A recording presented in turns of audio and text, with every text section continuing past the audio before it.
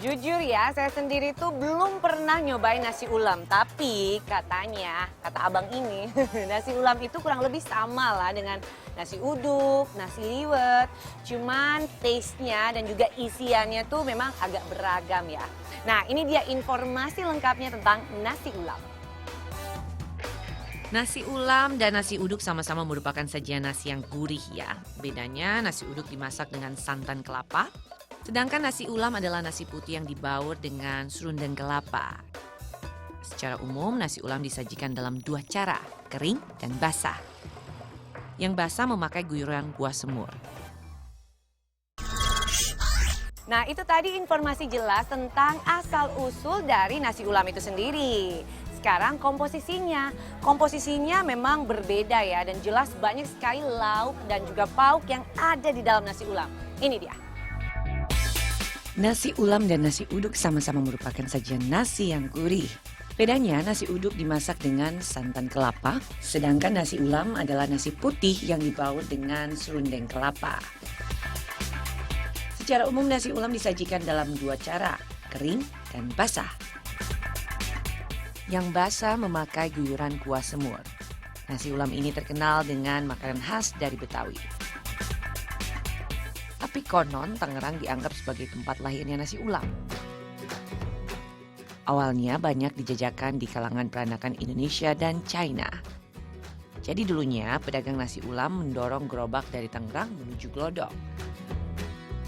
Di Tangerang sendiri nasi ulam tidak disajikan dengan kuah semur. Katanya semur ditambahkan di daerah perkotaan sebagai pengaruh kuliner Belanda. Nasi ulam tidak dimasak dengan santan seperti nasi uduk. Biasanya disajikan dengan serundeng.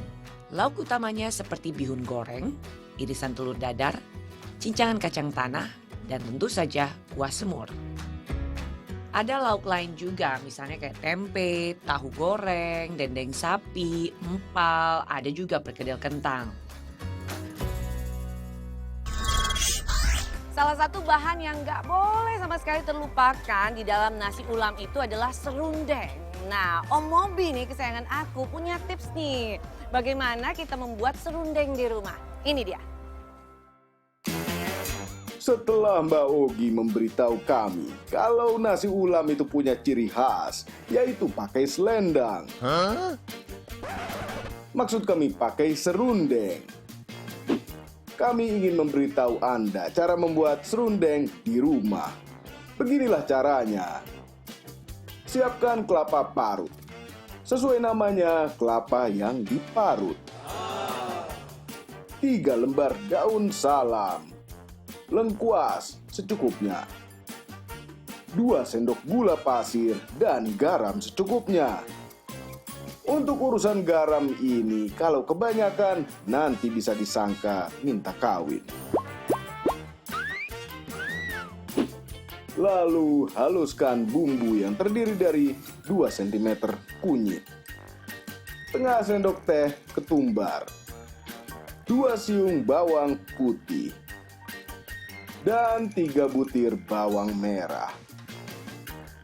Cara membuatnya adalah: pertama, siapkan kelapa parutnya. Lalu masukkan bumbu yang dihaluskan dan campur dengan kelapa parut. Aduk sampai tercampur rata. Sangrai kelapa parut yang sudah tercampur dengan bumbu. Tambahkan daun salam, daun jeruk, dan lengkuas sampai harum dan bening.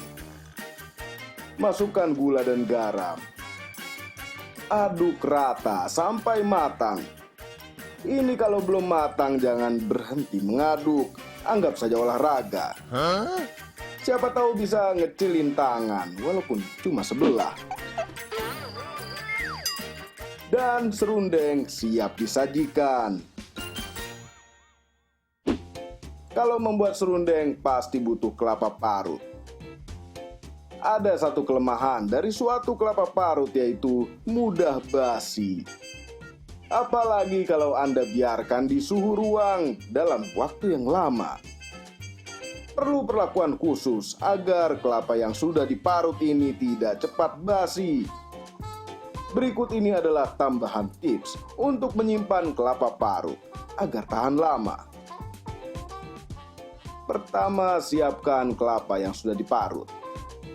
Ya, kan namanya kelapa parut. Kemudian gumpalkan jadi bola-bola dengan tangan. Ini macam membuat bakso, tapi dari kelapa. Ini enak juga kalau untuk nimpuk orang. Tambahkan sedikit air apabila kelapa terlalu kering. Dan simpan dalam wadah tertutup. Kalau terbuka nanti percuma sudah dibikin bentuk bakso. Masukkan ke dalam freezer.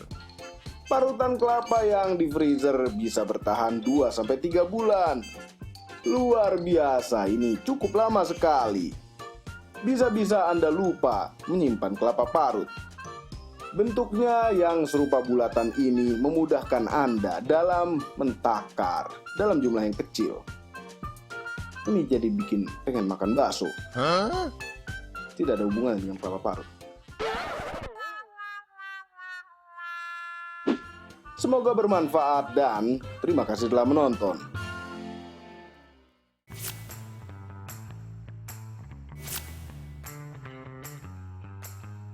Kalau disangrai berarti dia kan kena panas. Kalau panas dia asam lemaknya menjadi jelek kan. Nggak bagus. Belum dipanaskan itu semua makanan kalau dipanaskan pasti ada sebagian zat isinya yang terbuang. Wah, Om Owi ini seru banget deh. Top banget tipsnya. Gampang juga ya cara pembuatannya. Mungkin nanti pas weekend aku mau buat di rumah. Jangan kemana-mana ya, saya masih punya satu menu wonderfood lagi. Tetap bersama kami.